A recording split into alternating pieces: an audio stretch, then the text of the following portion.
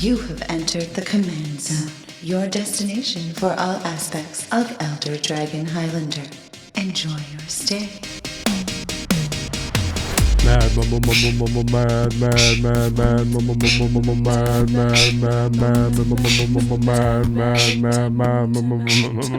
Madness. Hey, everybody, how are you doing? You are watching / listening to the Command Zone podcast with me, your host, Jimmy Wong. How's it? It's Josh Lee Kwai. We're here with a very special guest. That's right. It is Ashlen Rose from the latest episode of Game Nights. Hello. Hello. How's it going, Ashlen? It is great. It's been a long time since I've seen you all. Yeah.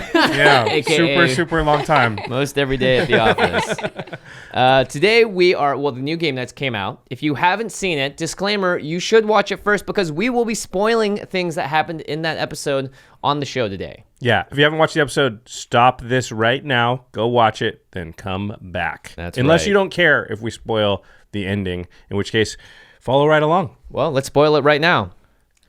Yeah, this deck kicked our butts. This deck won Game Nights. I wouldn't say kicked our butts. Yeah. It was a very fair fight, I think, towards the end between your deck and hers, and there was a lot of stuff going on. But I think in the end, the value engine of this deck somehow surpassed Rune.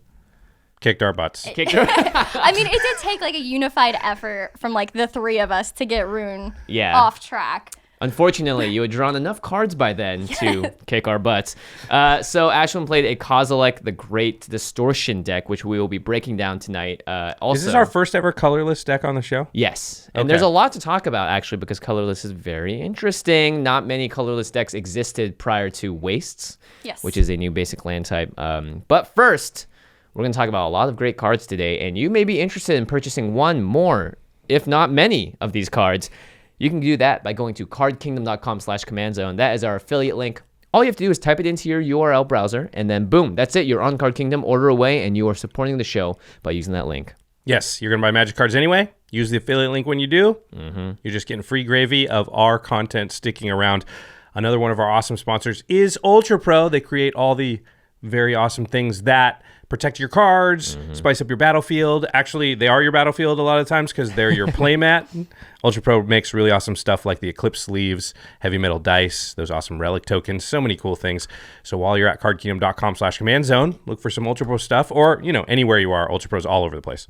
And the last way to support the show directly is at patreon.com/commandzone. Your donations there go directly to helping us make all of our great content, from Game Nights to the Command Zone to the new merchandise we are doing, as well as we get to see the new Game Nights episode a day early. So everyone got to see our butts get kicked a day early. I hope that was awesome for everybody. In fact, we also call out one lucky patron every single episode. And this episode is dedicated to Chris Rodriguez. Thanks, Chris. You You're rock. awesome. Yeah. Okay. Also, very important. A couple of announcements. Well, one, Ashlen was on an episode of Game Nights with someone named Jacob. And Jacob, he's not a part of our normal Game Nights crew. In fact, he was a fan of the show that auditioned to be on it. And right now, right this instant, you also have the opportunity to do so. Yeah, we get asked all the time. I would love to sit down and play with you guys or be on the show, be on Game Nights.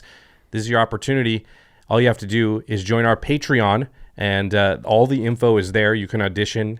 We've got a couple weeks left, and then we're going to be choosing from the big pool of people who have sent in auditions already. Yeah, it's a big one. Another fan to come on the show. So Yeah. Awesome. Jacob was awesome. I know was. somebody out there will be awesome. Oh, yeah. And I know a lot of the people that auditioned the first time around are going to be auditioning again. And Yep. that's, Hope so. I'm an actor. I audition a lot. And sometimes you don't get it the first time around. So thanks to everyone that is doing it again. The second announcement, until March 31st, we have another piece of merchandise on Kickstarter, and it's a limited time sale. So if you do not participate, Ashlen was actually integral in helping us getting it all together, putting some of the graphics together.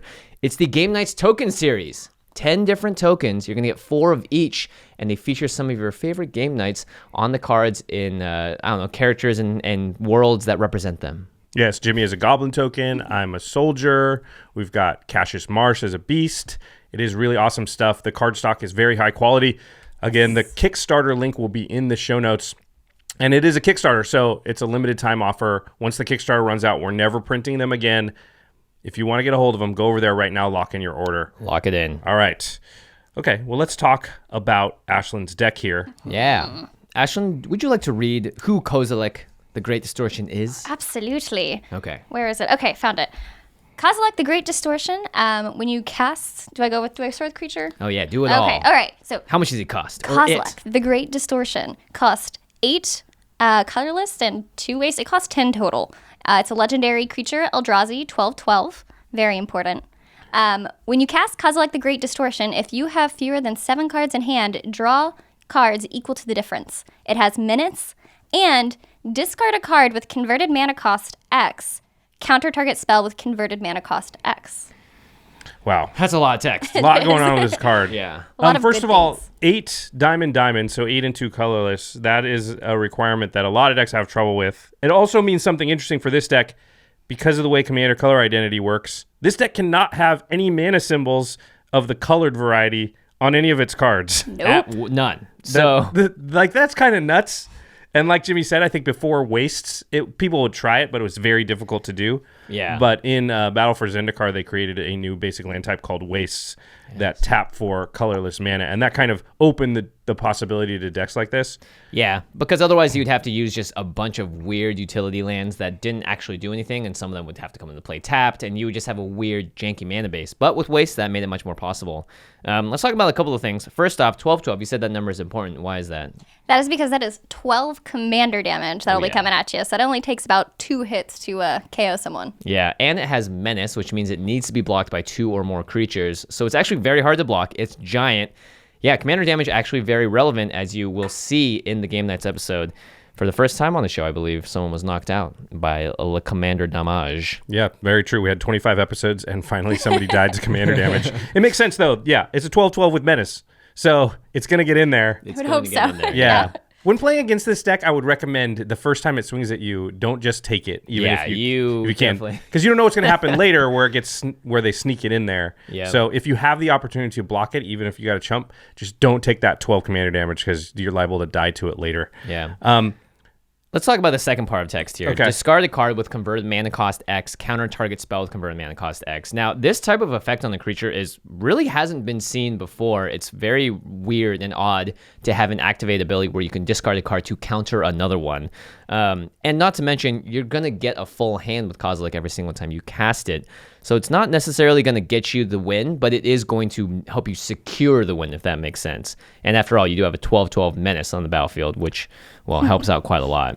I'm honestly surprised because with like an effect like that, I would have like expected there to be like an activation cost as well, like pay to discard a And card or discard a card, something. yeah. That seems like it would have been a lot more.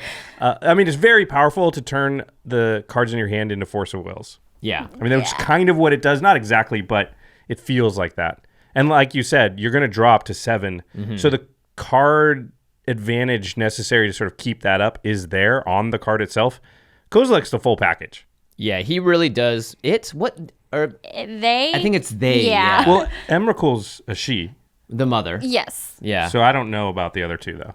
Yeah, I don't know. You kind of look at them and they're just, I don't know, my brain starts to get all funky and twisted. Yeah, every single it gets time distorted. I look a little too long and I'm like, yeah, You go I gotta cross-eyed. shake myself out of it. Let's talk about where this deck came from, actually. When you emailed me this deck inspiration, I was actually very surprised. I didn't realize that was the origin. So you want to talk about why you made this deck in Commander? Oh, absolutely. So I love Eldrazi. Back when I started playing Magic was around 2009. So I had like Primetime and stuff, and then Zendikar came out. So that was my first like standard block where I really got into playing standard, and I played Eldrazi Green. So I've always played Eldrazi for the most part. Modern, I play Tron. So it's just the type of deck I like, playing big, powerful creatures and repping to get them out. Yeah, so the Eldrazi Green deck back in M10 Standard got to play a couple of cards that we don't get to, which is Primeval Titan, Primetime to get these things out, and Eye of Ugin, which is now banned across Mattern, Yes. and Summoning Traps too to get Emrakul, the Aeon's Torn, which also we can't play, and Ulamog, the Infinite Gyro hero. Deer? Gyre. No, I just like thinking it's one of those things you eat It's like a little at thing. Pita Pit. Also, I will say that you have, does your love of Eldrazi also span to your cosplay? Because you have cosplayed Nahiri, who I think has a very key part in the Eldrazi story. Yeah, absolutely. I definitely have cosplayed Nahiri. I like the Zendikar story in general, and like it's sad what happened, but it's a very interesting part of the lore. Well, hopefully we'll get to see. Well, we did get, by the way, in the War of the Spark, like glass windows. Soren is there. I saw that. So I guess he made it out of the wall. I want to know how that happened. Do you want to toss this paper? It's a tradition. Yes. Oh yeah. Wow. One, two. It made it. I made it. It made it off. It's not on the table anymore. Okay, so let's talk about playing a deck like this in Commander. The practicality, I think, is a little bit tough. So let's talk about the downsides before we get into the actual deck tech. Lands. So before Waste, like we already talked about this, there were no lands that really produced. You can't play any lands in this deck that produce colored mana. That means none of the cards can even have a colored symbol on them. Fortunately, though, there are finally a lot more colorless lands, as well as lands that specifically, I don't know if you guys know this, but back in the day, Soul Ring, when you tapped it, it just said add 2 with a little circle around it, and now we'll show Diamond as specifically adding colorless mana, which is a little weird to understand, but you go through all the lands in Magic's past, as well as the Wastes, you have actually a decent number of lands you can finally play with. You want to talk about card draw? Because I think this is very similar to a mono-color deck. Like if I'm playing mono-red, I really have access to no card draw outside of what I might find in colorless cards. This deck can only play colorless cards. So card draw is kind of limited, right? Yeah, there's not a lot of opportunity for card draw. I mean, Kozilek himself itself will draw you cards, but aside from that, I don't think I have very many cards in here that are actually going to help me draw into more things. It's purely ramp and removal. I mean, luckily, when your commander has card draw on it, like Kozilek, then you always have access to card draw. So just you at don't 10 mana, which is kind of crazy, right? Right, which, we're going to talk about this in a second, but there's a ton of ramp in this deck, which totally makes sense. Because generally you don't want to overload on ramp in a deck because you risk drawing only ramp and nothing to do with all the mana. Right. But you don't risk that in this deck because you can just cast your commander, Yes. Right. which you don't have to like hope you draw it. You always have access to it. And so that kind of evens out the fact that there's tons and tons of ramp. Yeah. And I mean, not something you should rely on, but when you're playing 4-player commander, there's also like the other decks usually have some sort of card draw in it. I can rely on Josh Lee Kwai to reliably draw me cards, I'd say 25% of the time in Commander. Exactly. It just so happens that someone's going to have a Howling Mine out. You or Vinny, honestly. And finally, removal, right? Another like key thing about Magic is that there's not that many options for single target removal, especially not in the cheap ways. We always talk about Path to Exile and Swords. Like, it's so cheap. It's just 1 mana. You don't get that option when it comes to colorless. So again, the very important part of having so much ramp. Yeah, the way that colorless is balanced in Magic is sort of away from efficiency, right? Because if they make like a super efficient catch-all removal spell in colorless, oh yeah, every deck would just play it. Every single deck would play it. Yeah. So they have to naturally cost that stuff a lot higher. So you've got cards that are just not efficient. So that is like a big tough thing about the deck, right? Yeah, there's like we have Scar from Existence here, and they cost 7 to exile 1 permanent. At least it's exile. Thank goodness. But still, like, you don't want your removal necessarily costing 7. That's a weakness, I'd say, of the deck. Another reason to have a ton of ramp, though. Exactly. Yeah. Well, okay, well, let's talk about these weak points below and sort of see how Colorless deals with those problems. So there are 24 cards in this deck dedicated to ramping in some way. 7 of them are lands, 4 of them are creatures, and 2 can also substitute as card draw. So let's talk about what the more impactful, unique ramp that's specific to this kind of deck. First up, we have Eye of Ugin and Eldrazi Temple. Now, Eye of Ugin and Eldrazi Temple both kind of do a similar thing. Eye of Ugin lets you cast colorless Eldrazi spells, cost 2 less. And Eldrazi Temple allows you to spend 2 on it, sort of like a Temple of the False God. And you can spend this mana only to cast colorless Eldrazi spells or activate abilities of Eldrazi. The Eye of Ugin also has a nice ability where you can use it to search your library for a creature card at 7 mana. But these both are the very unique to Eldrazi decks because they specifically say Eldrazi. And then there's also Spawning Bed, which is a card that I didn't really think about when I saw this deck. It's a 6 mana. It's a land that taps for 1 colorless, but you can also tap it for 6 to sack it, and you put 3 1/1 Eldrazi Scion creature tokens, and they all are able to ramp you because you can sack them to add 1 to your mana pool. But in terms of land, that's kind of it. Yeah. Ancient Tomb, we saw do Yes. really good work on Game Nights, which is a rampy land. Yeah, and Temple of the False God, obviously. But again, those are lands that every other deck can play, but it's like decks that the colorless deck absolutely have to play. Otherwise, you're going to be at a pretty severe disadvantage. Yeah, I mean, the Eldrazi lands other decks can't play. You have to have enough Eldrazi to do it. I mean, you have to have an Eldrazi as commander, kind of, right? Like, because you're not going to have 20 Eldrazi in your deck. Yeah. You want to talk about the artifact ramp we have here? Yes, we have things like Unwinding Clock, which is going to let you untap all of the artifacts you control during every other player's untap step, which is going to help you when you're playing all your artifacts for like your mana rocks and whatnot. Yeah, there are 10 targets for Unwinding Clock in the deck, as well as many targets for Josh Lee Kwai's absolute favorite card of all time. My favorite card, huh? So Paradox Engine is in the deck. Yeah, one of the front runners for most powerful card in the format, I'd say. It's so that good. Any deck that can run, that's going to run this amount of ramp, and a lot of it is mana rocks, Paradox Engine is just going to be crazy, especially with Kozilek and the ability to draw you cards to sort of keep going. Yeah. Paradox Engine, I should say, and for those that don't know, 5-mana artifact, legendary artifact. Whenever you cast a spell, untap all non-land permanents you control. All of Yowza. them. Yeah. It also allows you to attack pretty freely with a lot of the big creatures in the deck and not worry about the crackback, just because you'll know you'll be able to untap them. Now, this is actually a really interesting card. It's Geode Golem. It's a 5-mana artifact creature golem that's a 5/3 with trample, and whenever it deals combat damage to a player, you may cast your commander from the command zone without paying its mana costs. What's great is that it's specifically cast. Right, and there's a cast trigger on Kozilek. So, yeah, I put this in the ramp category, even though this card doesn't technically ramp you, but a 5/3 has I think a really high chance of honestly hitting someone. I mean, it for has some trample. damage. And the trample, it has yeah. trample, right? Yeah. I think that's technically ramp. It's going to add 10 mana. Yeah, right. And refill your hand. And refill your hand. Yeah, pretty good for a 5-mana creature. I mean, like there are a lot of different ways to get Kozilek out before turn 10 or whatever. And Geode Golems seems like a really interesting way of doing it. If you guys are watching the video, this is the stack of ramp cards in the deck. That's a thud. That's a lot of mana ramp. That's, I mean, a quarter of the deck is ramp. Yeah, That's a ton. that is a ton. A really good way to build decks in general if you can get away with if you can guarantee enough card draw, because having the most mana on the table is kind of the biggest indicator of who's going to win a game of Commander. Yeah. Yeah. Especially when you're able to cast other card draw spells in the deck. So, yeah, like you said, there aren't many ways to draw cards in this deck. So let's take a look at Kozilek's, I guess, prior self. So we have Kozilek, Butcher of Truth. It costs 10. When you cast it, you draw 4 cards. It has Annihilator 4, and it also has, whenever it's put into the graveyard from anywhere, you shuffle your graveyard back into your library. Yeah, that's actually really important. We'll talk a little bit more about that later on. But Kozilek is, I think, in a lot of ways, can be more strong than your commander just because you're guaranteed to draw 4 cards. Yes. In game nights, there was one point I think you cast your commander and you only drew like 2 cards off it. Because you have to drop to 7. Yeah, and Annihilator 4, that is no joke. Annihilator is just great. Yeah. Annihilator 4, that's one swing and they're probably done. I mean, That's unless like they're a a token quarter deck of their or something. permanents, probably, yeah. Another one is Oracle's Vault. I like this card a lot. It's 4 mana for an artifact. You can pay 2 and exile the top card of your library. Sorry, pay 2 and tap it, exile the top card of your library. And until end of turn, you may play that card, and then you put a brick counter on Oracle's Vault. Then once it has 3 brick counters, you can just tap it and exile the top card of your library, and then you may play that card without paying its mana cost. Whoa.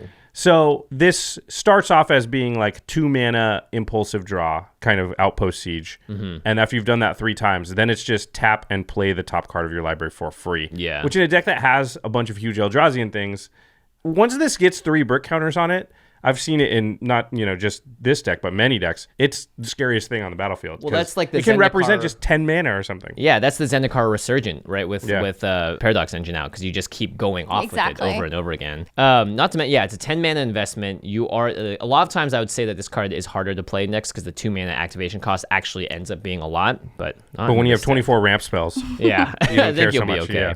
And then we have Tamio's Journal, 5 mana legendary artifact. At the beginning of your upkeep, investigate, which means you create a clue artifact token on the battlefield that costs 2 to sacrifice, and you get a draw card. But more importantly, you can also tap this and sacrifice 3 clues to basically demonic tutor. So this card itself has a tutor built into it as well as has card draw. So these are sort of, kind of your limited options when it comes to card draw. Obviously, your commander does a great job of it as well, but the fact that you don't really have that many options and they all cost a lot of mana goes a lot to say why ramp is so important in this deck. I mean, I think it's just good, smart deck building because people will, quote our numbers to us. Like, we want 10 card draw spells, Right. 10 mana ramp spells.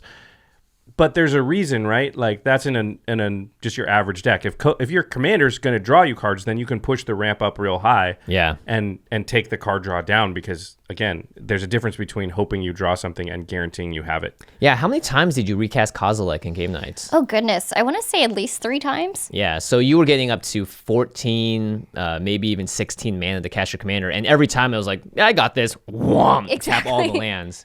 So that was actually very impactful to see. It was a lot of fun actually to watch.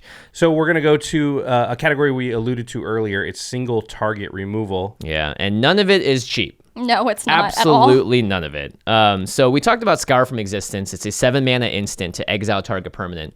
Now the text on this card is great, but the 7 mana cost is very prohibitive. In a deck like this, though, you kind of need to do whatever you can to do that. And I found that that's where WotC balances this out in terms of play design. They put this kind of effect at colorless around 6 to 7 mana. Like this wonderful Planeswalker. This is my favorite. Karn Liberated, which also costs 7.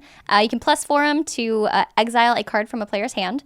+4. -3 to exile target permanent. And no one uses the final one, let's be honest here. Yeah. Has anyone seen? I have, but it's the worst. Yeah. Really? How long did that game go? A long time. Yeah, I bet.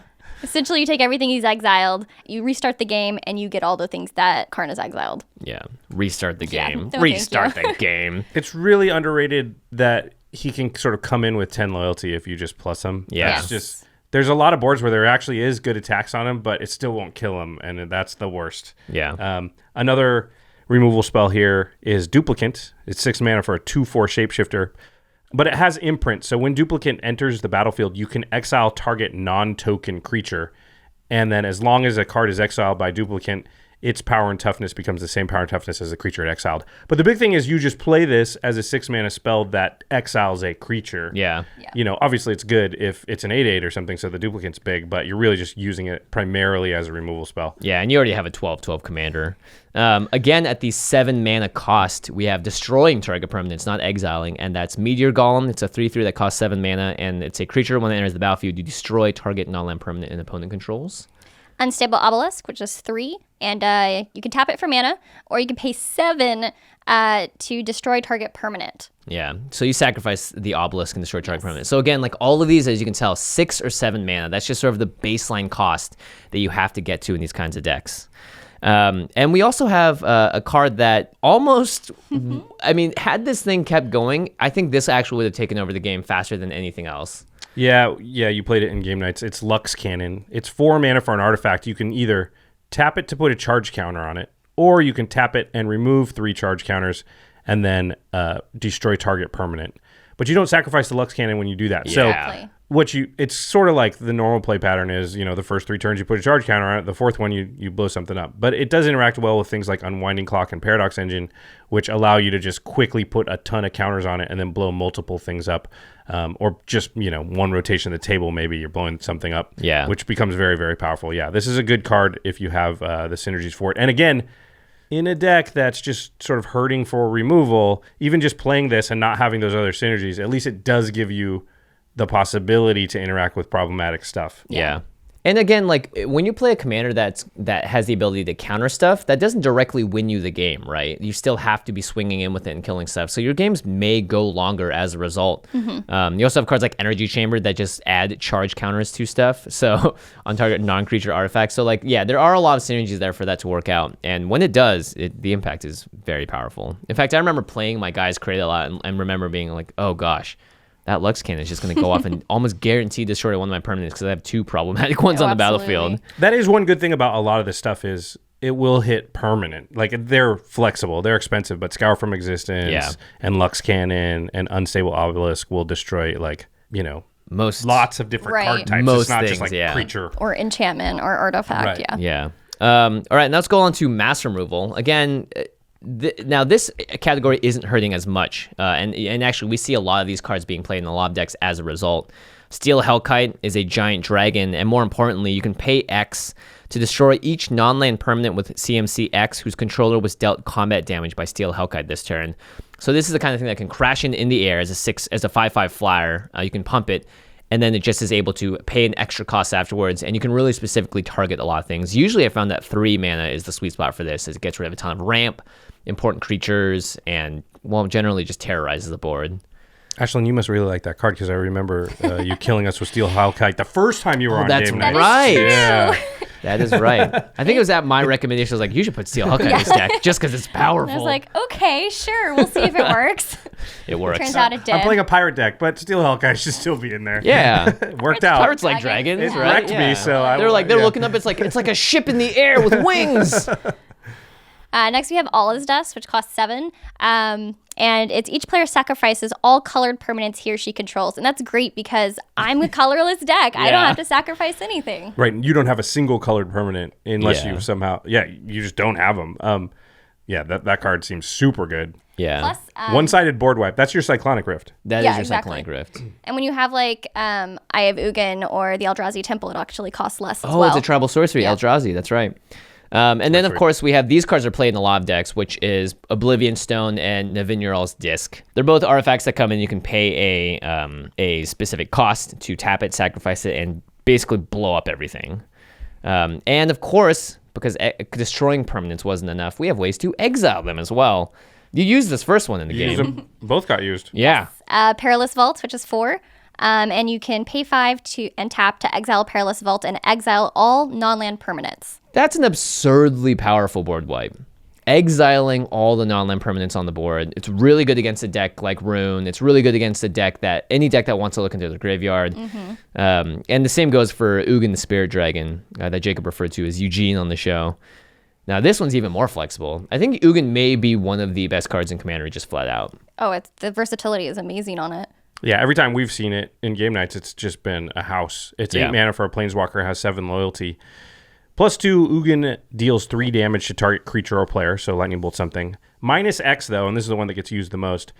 Exile each permanent with converted mana cost X or less. That's 1 or more colors. So once again, it's one-sided because you don't have any colored stuff. And it exiles. And you can even pick and choose a little bit, like, I'm going to -4 it and leaves a 5-drop around for, a friendly player if that situation comes up. And Ugin comes in with 7, which means you can use it for 7 the turn you play him. And it's not that untenable to think that Ugin's going to also get to ulti range, because as soon as you plus him up once, he's just 1 loyalty away. And he's just, his ulti, if it clears the board, gives you a really good shot at building it back up. Now, one of the categories that you wanted to talk about on the show is discard/graveyard matters. And it's interesting because there are 2 Eldrazi in here that have a trigger that when they hit the graveyard, you basically shuffle your graveyard back into your library, which allows you, in the show we saw Burnished Heart get cast off of Jacob's Villainous Wealth because it got shuffled in by the Kozilek. But you also have cards like Godpharaoh's Gift. 7-mana artifact. At the beginning of combat on your turn, you may exile a creature card from your graveyard. If you do, create a token that's a copy of that card, except it's a 4/4 black zombie.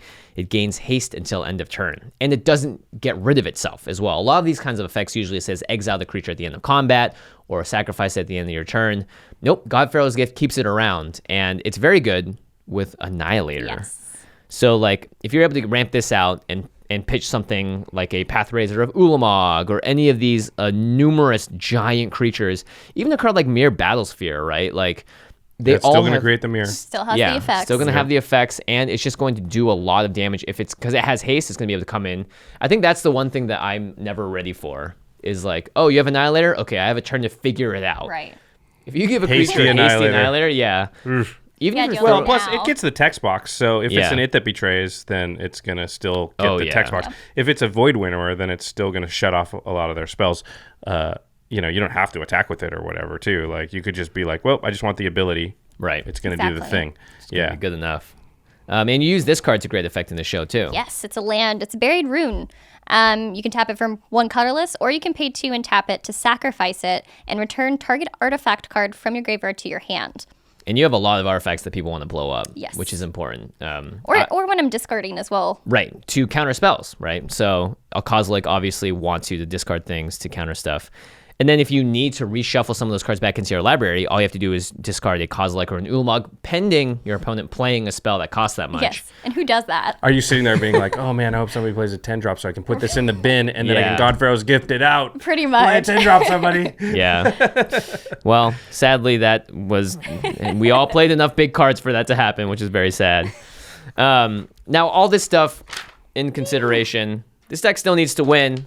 Although I think anyone that is watching the show will agree that we have already stated probably more than enough win conditions for them to go like, oh yeah, there's plenty of ways for this deck to get there.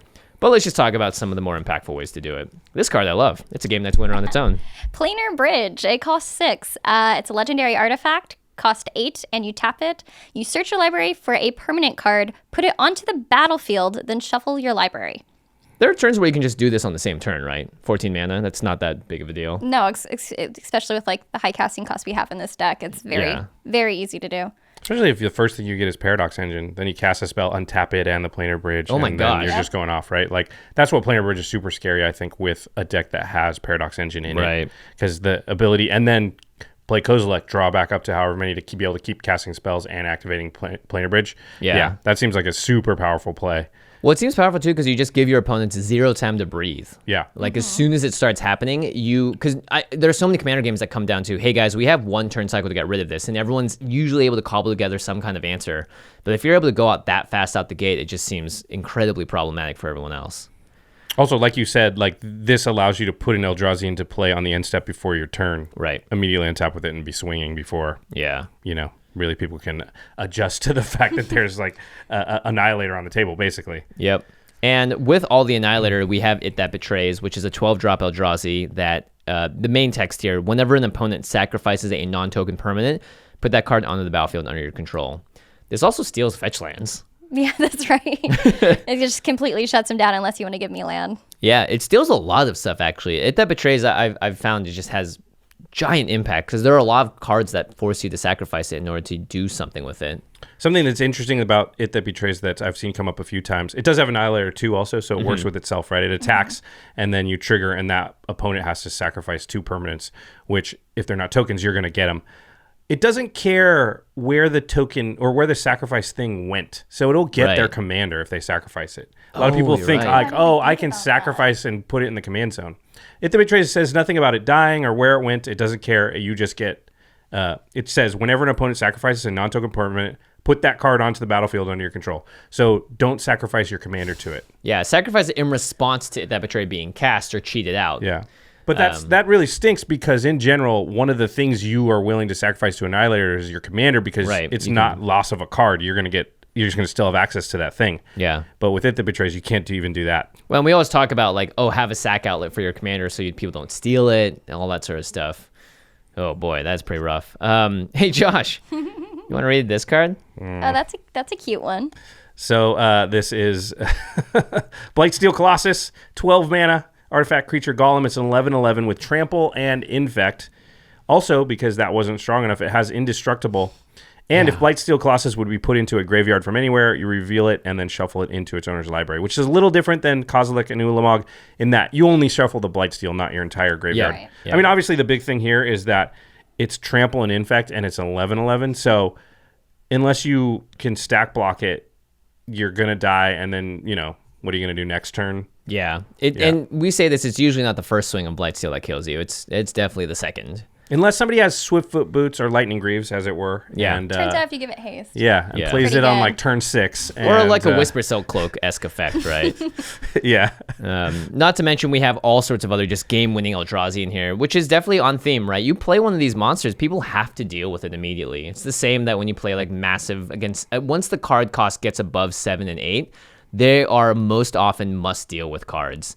And we saw just how powerful Void Winnower was on that board state. I literally couldn't cast anything in my hand between Gaddock Teague and Void Winnower being out. So it was such an effective lock, though, because that's the sort of effect that you can't really build your deck around, right? You can't be like, well, in case my opponent plays a Void Winnower, I should probably have less even cost mana spells in my deck.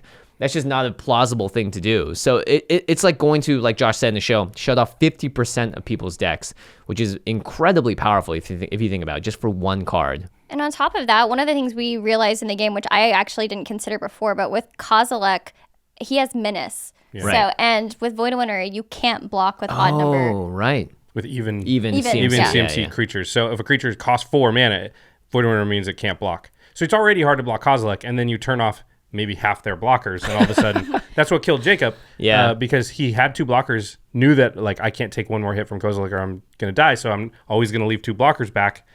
Didn't foresee the Void Winnower coming out, and that cost him. Yeah. I don't know how you prepare for that or see that coming, right? Well, not to mention, right, because you can't cast even CMC spells, then you only have to discard odd ones to counter stuff with Kozilek as well. Exactly. So then you can actually start safely playing those cards out of your hand if you really want to. Oh, that's a really good point. Yeah, play my even CMC spells, hold back my odd ones because there's just less stuff my No, opponents that's can what's do. going to counter the stuff, yeah. Well, speaking of countering things with Kozilek, let's talk about the spread of the cards in the deck. Was this something you thought about when building it, was like having a nice even... Or covering certain numbers more, or is this just like, well, I'm going to get lucky, and if I get lucky, that's good? I honestly didn't think I'd be able to counter that much. I thought it was like a nice upside to the card. Yeah. And then you counter like 17 things. Yeah. Well, it just so happened that we all were playing big spells, right? Like, No, she countered a 6-drop from me and an That's 11-drop true. from you. well, she and- does have six drops in the deck. Yeah. That's the thing, though, I think that a lot of people that watched the episode didn't realize is that there was a good amount of luck that went into you being able to draw the right stuff to counter things, right? Exactly. It has to match the CMC. It's not like I'm just like discarding anything. Yeah, yeah. I mean, you got to draw a lot of cards, though, by casting the commander like 3 times. So I think that, it wasn't all luck. Like, the card lets you draw cards. That's going to... The more cards in your hand, the higher chance you're going to match the CMC of the spell that's being cast. Yeah, and honestly, I probably should have tapped out and played my Martial Coup for 13 instead of getting greedy, knowing the fact that cards like Ulamog and Pathrazers do exist and they're at 11, right? Because 13 is just a much more awkward. Honestly, if casting you cost. look at her list, though, and we have broken it down by how many she has at the 1-drop, 2-drop, so and so. There's 2 11-drops and 1 13-drop. So even if you went for 13, you weren't upping your chances much. Yeah, not that much. It still could have happened. But the deck really focuses the most in the 4, 5, 6, 7 area. There's 9 4-drops. And I think if you actually go through and look at Magic's history, there are incredible amount of cards like Glen Elendra, Oracle of Moldiah at the 4-drop slot that are very powerful. And that countering those are actually, like, being able to do that more consistently, I think is actually right. So I think without even realizing it, the deck sort of built itself onto that nice curve. And most decks, I think, top out around 7 or 8. And you don't have that many 8-drops, but you do have 7 7-drops. So, you get to stop stuff like Elish Norn and those crazy powerful cards. Good to have some redundancy. We should mention, because this was a very common question that was asked on the last game nights, if your spell has X in it, the CMC in your hand is equal to X is equal to 0. And then, Or in your library, too. in your or library, graveyard. right. But when you cast the spell and decide the amount for X, you are actually changing the CMC of it. So if Void Winter was out and I decided to pay 9 for X for Martial Coup to make it 11, when I cast it, you first determine those costs, and then you're going to check if Void Winter will allow it to happen. So that's something it's definitely a niche rules interaction, but it's good to know if you guys are trying to play around Void Winter and stuff. It's important for like Mizzix decks too. We've talked about this in the past because of that. Yeah, X casting cost in a spell is a weird interaction, but when it's on the stack, when it's placed on the stack, then X is calculated into the CMC. Everywhere else, it's 0. Yeah. So, Ashlen, thoughts about this deck and how incredibly powerful it is, but there- at the same time, I think yeah. actually pretty balanced. Like, you've played it obviously more than just on the show. Is there anything about, like, how would you advise somebody to play against it? I mean, honestly, when you're playing against it, you want to just blow up all the ramp and the artifacts. Right. Just make it so you can't get up to, so it's slow. Like, you're not casting Kozilek until turn 10, 11, 12, basically. Exactly, because the faster I ramp, the faster I'm going to start playing my bombs. So the best thing is just to get rid of the ramp or Right. prevent as much of it as possible. You're kind of like a Gatling gun that starts to charge up. It's slow at first, and you're like starting to take a couple of hits. But once it really gets going, you have to neuter it and stop it there. Because I think another big thing is if you get rid of all the ramp and you only have like 4 or 5 lands in play, I've seen this happen to a lot of players. Well, you can't even recast your commander because it costs 2 more. I mean, there is enough high CMC in the deck that could get to the point easily where, like, you got an Ugin, an Emrakul, an Ulamog, and a Blightsteel in your hand. Can't do anything. Can't do And anything. you're just sitting there, like, living off the top of your deck. Is not, like, you draw a land, you're still 3 turns away, but if you don't draw lands, then you're never casting that stuff. Yeah. Yeah. So that's interesting. I think also, like, you have to be careful with your removal. This deck has so many, like, bomb after bomb after bomb that it's really easy for me to exhaust removal out of people's hands and then just keep playing heavier things as well. So Oh, I see. So you have to kind of know what you're going to be up against, right? Yeah, Like maybe this isn't as big of a problem as that Void Winter that's going to come later, or that Planar Bridge that I know I have to get rid of. Seems like there's a lot of decision points because of the ability to counter spells too. How do you handle, like, holding cards in your hand so you can counter things versus playing things out? I think it's honestly like figuring out like what you have in your hand and what your out's going to be to win the game. Like I had Paradox Engine in my hand, but I was like, I also have Unwinding Clock in my hand and that's cheaper and that's going to work better and I can counter with that. So I might as well get rid of that instead of worrying about the combo. Right. And you also smartly countered my survival of the fittest. Normally, when you have a counter spell and someone tutors for something, you wait to counter what they tutor and not necessarily the tutor itself. Because not that many cards have can't be countered on them. But you smartly got rid of the one that had the repeatable activatability because obviously I could just keep searching stuff up. And that was the one thing I was starved on, which was cards that I couldn't play out of my hand, so I'd have to go to my library to find them instead. It's a pretty sweet deck. It's a very sweet deck. Yeah. It's actually making me kind of want to make a colorless deck. It's fun, and I don't think it's overpowered. It doesn't have all of the like mana vault or your Mana build of it. crypts and crypt. Yeah, it doesn't have it's I feel like it's pretty balanced for the most part compared to other decks. Yeah, I mean obviously it runs Soul Ring, but a lot of the ramp is at the 3-4 slot. And like you said, it's a deck that in a way can be a glass cannon. I always find this about Animar too, Exactly. right? If you just get rid of Animar enough times and don't let that engine build, then sometimes you're stuck with just these massive Terastodons and things in your hand that you just can't cast. Yeah, you could easily put Crypt, Vault, Grim Monolith, Exactly. get super crazy and be doing the turn 3 Ugin stuff. Yeah. Not here. Vandal Blast, guys. Vandal Blast. Yeah. Yes. Vandal Blast would wreck me. And it's in red, so you know I'm playing it. All right, to the listeners, what do you guys think about colorless decks? Have you built your own that you'd like to share, or have you faced one across the table? Do you feel there are any other inherent weaknesses to the color restriction? It is tough to build these decks, right? Your options are very limited. Yeah. Yeah, but that actually can be a lot of fun. It can free you up too to play some cards you wouldn't otherwise play. Yeah, it's like a little puzzle trying to figure out what works, and maybe if you want to do a different theme, trying to figure out how to build that theme with the limited card pool. How often have you gotten full Tron out with Urza's Tower, Mine, and Power Plant? Not at all with this one. I've gotten one or two maybe, but the dream is to get all three someday. Yeah, you do have an expedition map in there, and Still, that's like having one extra one. yeah, but in a singleton format when you're playing 3 lands in a 99 card deck, probably pretty hard to get it out. But I'm glad that the dream is there. All right, we talked about a lot of cards today, and a lot of them are very powerful. And look, they're colorless. They can go in any commander deck. Would you look at that? If you want to purchase any of these cards, because you're going to be buying cards anyway, make sure you go over to cardkingdom.com/commandzone. That's our affiliate link. Just type in that URL or click it. It's going to be in the more info box below the video. And honestly, that's all you have to do. There's nothing else outside of that, outside of just, go buy the cards that you want to when you're on Card Kingdom, and they'll know that we sent you, and that's going to directly help out the show. Yeah, and when you get those awesome cards for your decks, you're going to want to keep them protected. You're not going to want them to get damaged or beat up in any way. And the best way to do that is to put them into some Ultra Pro sleeves. Yeah. They also have really cool themed background sleeves for all the new sets that are coming out. So I'm sure War of the Spark stuff is on the way. Keep an eye out for that. Wait. Yeah, Ultra Pro stuff, always looking sweet. So many Planeswalkers. Exciting. All right, now it's time for the end step where we talk about something cool outside the world of Magic. Ashlen, you are the guest today, which means you're up. All right. So what I wanted to talk about actually was a app I recently found, and I have a lot of anxiety, especially in public. So it's called Moodnotes, and what it is, it was developed by two therapists, two psychologists, and it uses CBT, which is cognitive behavioral therapy, and you get to kind of track.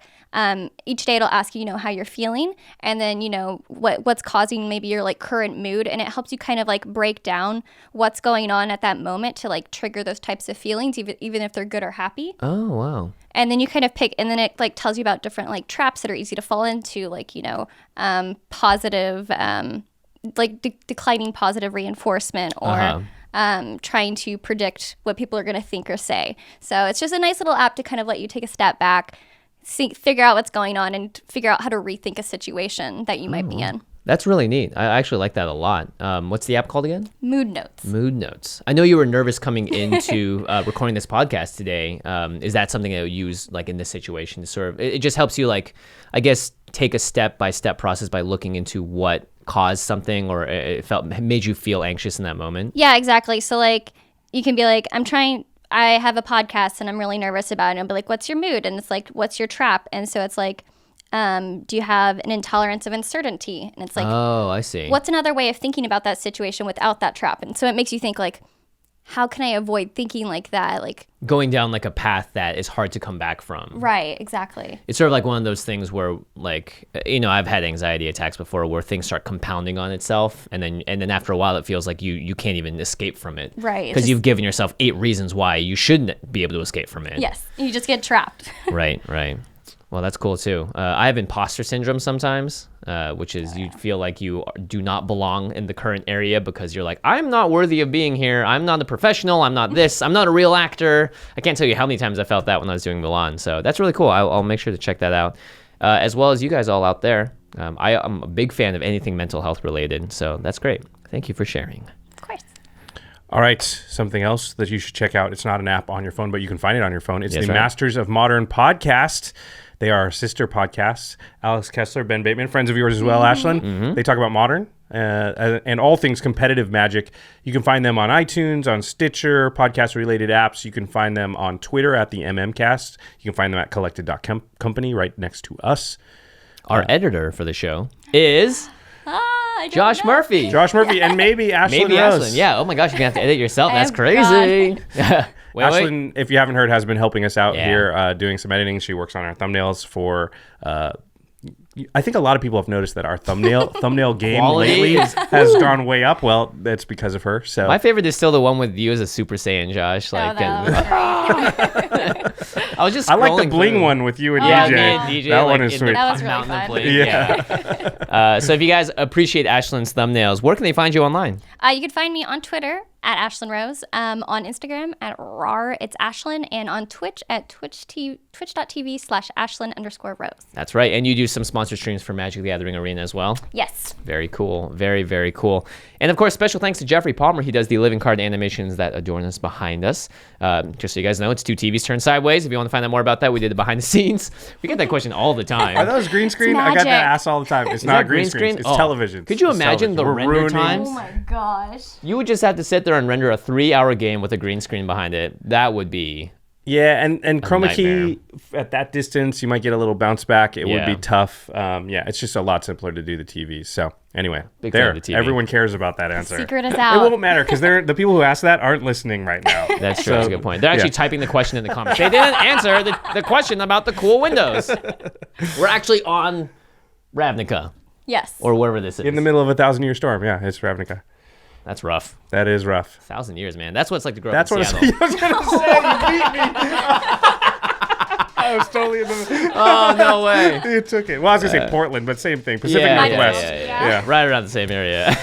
All right, Ashlen, thanks so much for coming on the Yes. Absolutely. Thanks for having me. Yeah. show. Thanks so much for kicking our butts. Always a pleasure. You were undefeated on game nights. That's right. I think... Not one to brag, but yeah. I think you might be the only player with 2 or more games that's undefeated, like who has played in 2 or more games right, that's right, undefeated. right. Yeah. Yeah, because Melissa has one game on the channel right now, and she's Right. undefeated, but that's 1-0. Yeah. Yeah. So Battle you're it better out at Magic eventually. than Melissa DeTora. How's it feel? Wow. I wouldn't say that. But Good judge. You heard it here, everybody. Yeah, Ashlen you heard it said here. she is better. Melissa, I love you. You're great. All right, everybody. Thanks for watching. We'll see you next time. Bye. Peace.